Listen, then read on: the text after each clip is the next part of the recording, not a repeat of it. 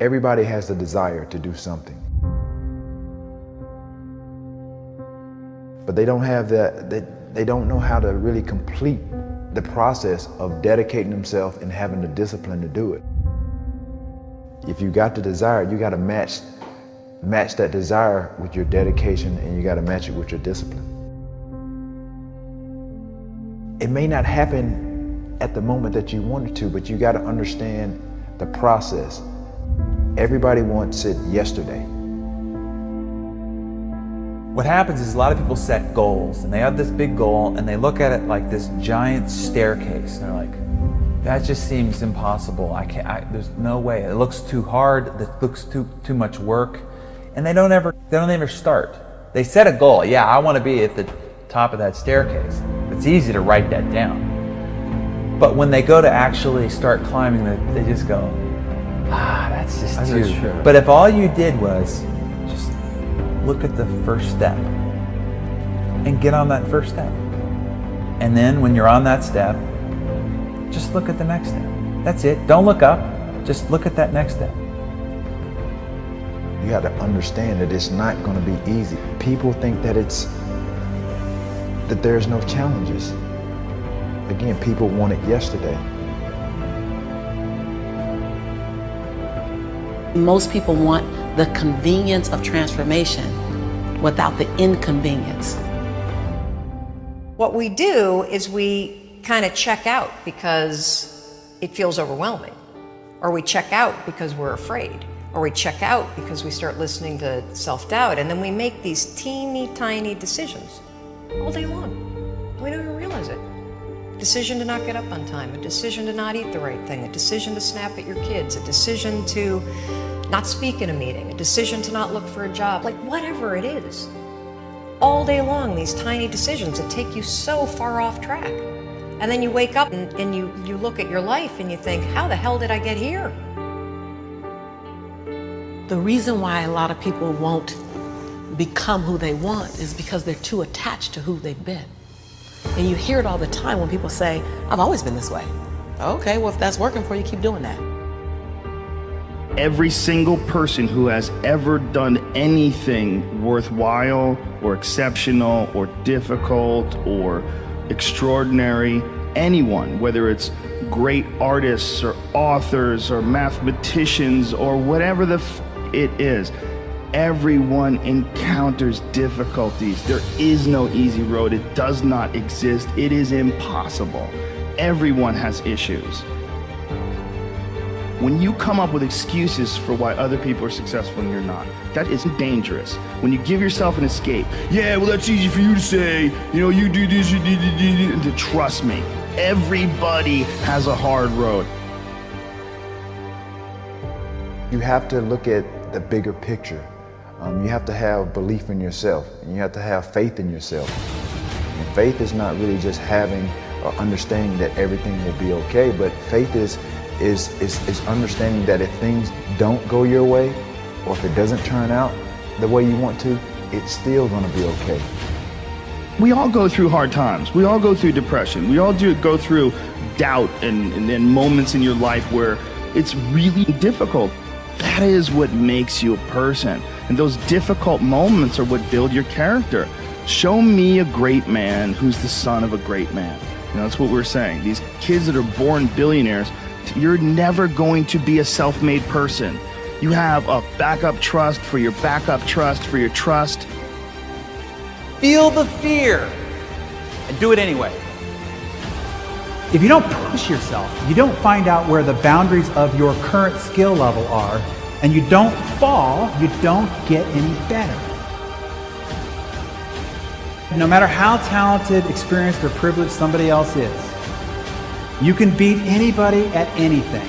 You can accomplish any goal you set your sights on over time. If you are just more consistent than everybody else around you, you will win every race that you run.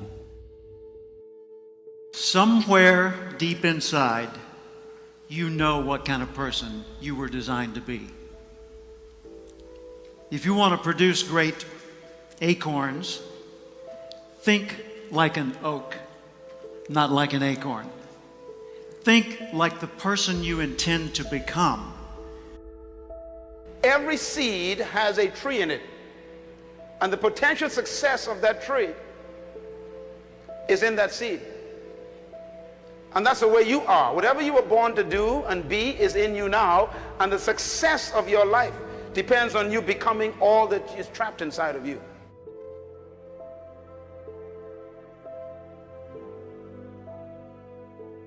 What kind of seed is in you? I believe part of our responsibility in life is to find out who we are. You were not born just to make a living and keep a job and pay bills and then die. You were not born just to retire and get some pension and then fade away and we put you in a plot somewhere. You and I were born with the gift to make this a better place. Our circumstances and situations did not lend itself to us being successful.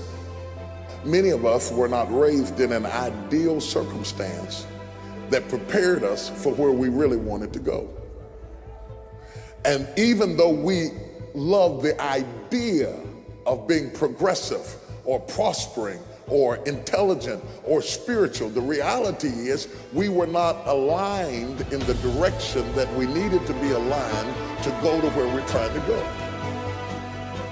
Ask yourself, how would the person I'd like to be do the things I'm about to do? Success for the next year is going to be you making another step toward fulfilling your purpose in life while you were born, making another step.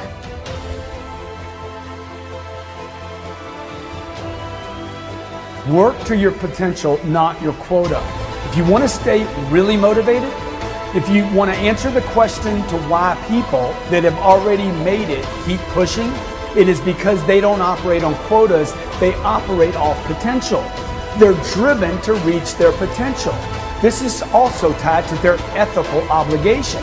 They know what they're capable of. Nobody can tell you what you're capable of. You're the only one that knows. Work to your potential, not just a quota, and I promise you, you will be on fire day and night. I never expected to be anything but ordinary. I was raised to be nice and ordinary. I expected I would grow up to be like Dad worked for the phone company. I figured I'd go to work for the phone company, maybe work in an office. I figured I'd work till 65. I'd have 1.34 kids. I'd retire at 65, and then I'd die at the statistical average age for my gene pool. That's what I expected. Until one day in 1972, on the radio in the next room to mine, I heard a voice that changed everything. I heard the voice of Earl Nightingale, known at the time as the Dean of Personal Motivation. He said, if you will spend 1 extra hour each day studying your chosen field, you'll be a national expert in that field in 5 years or less. That hit me like a tornado. It rearranged everything in my life. If you were to focus half an hour of study on one field of endeavor for 5 consecutive years, you'd not only transform you, you'd transform the world around you. And we collectively would transform the world as we know it today. Know how you're smart, not just how smart you are in comparison to others. In what ways are you smart? Know what you care about. What are the values that motivate your choices? Know what your personal velocity is, the intensity and drive with which you naturally operate. Know the background imprint, positive, neutral, or negative, that you carry with you and what effect it's had on you. Know your behavioral style, how you come across to other people. Know the patterns in your choices so that you're continually learning more and more about what it's like to be you so you can do an even better job of it.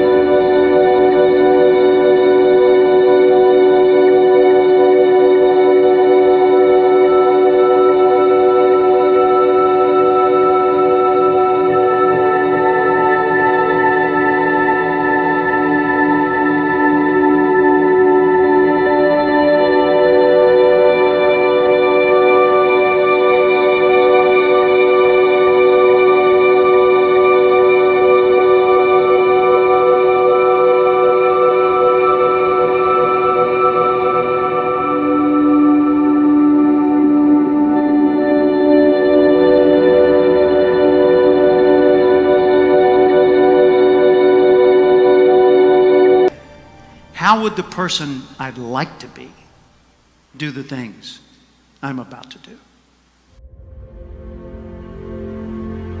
If you want to be successful in life, do not seek success. Seek to become a person of value. Make yourself valuable and they'll pay for you. The mind of a champion, the relentless pursuit of always winning, always conquering, always thinking what to do next is instilled in all of us. If you don't have what you want, stop telling yourself the story because you don't have the money, you don't have the time. That's bullshit. It's because you haven't committed yourself where you would burn your boats. If you want to take the island, burn your boats, and you will take the island, because people, when they're going to either die or succeed, tend to succeed. But most of us give ourselves a way out, and that's why we don't have what we want. So if you and I really want to know what's going to take to get your dream and make it real, it's to stop all the things you told yourself that aren't. And I'm here to tell you what I said at the top of our discussion. 80% of success is psychology and 20% is math. This is the secret. As long as you're working toward your inner goal, your dream, then success is possible. The most important element is for you to be able to do this, to be able to establish, most importantly, where you really are in your life today. Where are you? And where do you really want to go? What's going to create this extraordinary life? And to look at it brand new. Because some of you right now, if you continue the direction you're going, are going to be successful and unfulfilled, unhappy, and stressed. You have to be self-disciplined. It's necessary for everything you do in your life. If I want a better life tomorrow, I need to start working on it today. Ambition is a minute-by-minute, day-by-day mentality. To have the ambition to work towards a better family life, a newer car, a bigger house, a financially secure future, you have to live it every moment. If living a successful life was easy, I'm sure more people would be successful. If where you are is not what you saw, then what you are in is temporary. What's your dream? The dream is the most valuable, delicate gift you could ever have given to you. And there are people out there that'll try to steal it every single day of your life. We have the ability to live a lifestyle that fits our goals and dreams. You have the ability to put together any type of lifestyle you want in your mind and have it come true. It's an ability that you have, but you need to build that dream up and watch out for the dream stealers. Going for small accomplishments along the way for however long it takes. So let's think about this for a moment. What outside evidence or results or proof can be seen when you accomplish your goals one step at a time? You'll start to see things change around you, little things, not major things, but little everyday things. Things you may not even notice unless you are paying attention. If you're one of those who'd rather stay up late and get up late, only to discover that your workplace doesn't fit your schedule, and you roll out of bed cursing the alarm clock every morning, maybe you could start with the little change of going to bed half an hour earlier than normal. And maybe you'll see, in time of course, you can't train your body overnight, maybe you'll find out that you jump out of bed in a better mood, and that your day will start better, and that you'll get more done, and that the people around you that caused you problems aren't so hard to work with after all. It all starts by making one little change and adding to it every day. If you're creative enough, can you find the answer, yes or no? If you're determined enough, can you find the breakthrough? Yes or no? If you're passionate, loving enough, can you get someone to help you? Yes or no? If there's no way that you're committed, can you find the money even if you don't have it? Yes or no? So I said creativity, decisiveness, passion, honesty, sincerity, love. These are the ultimate human resources. And when you engage these resources, you can get any other resource on earth. The key to kingdom success on earth is initiating and planning the change. Change will happen with or without you. Time will move with or without you. Success, therefore, is always in your hands because everybody has to deal with both time and change. Start changing how you look at mornings, and sure enough, people will start changing how they look at you. When you start changing how you think, how you act, how you treat others, how you treat yourself, when you start responding instead of reacting to life, life will start responding to you. I'm telling you that you can do it with your lifestyle. You can do it with your sales career. You can do it with your management career. You can do it with any part of your life. Your dream is only a dream until it has a plan. You can dream of the kind of life you want. You can dream of the kind of change you want. You can dream of the kind of future you want, but until you wake up and begin to plan to get there, it will only be a dream. When you get up tomorrow morning and are standing in front of the mirror getting ready for the day, remind yourself that you are somebody, that you are important, and that you can make the changes that will move you closer to your ideal future. The only key to regulating and controlling change is planning. If you don't have a plan, you have no protection. A plan doesn't only tell you what you want to do. A plan tells you what you don't want to do. And so the key to success on your journey through this planet is to have a clear plan.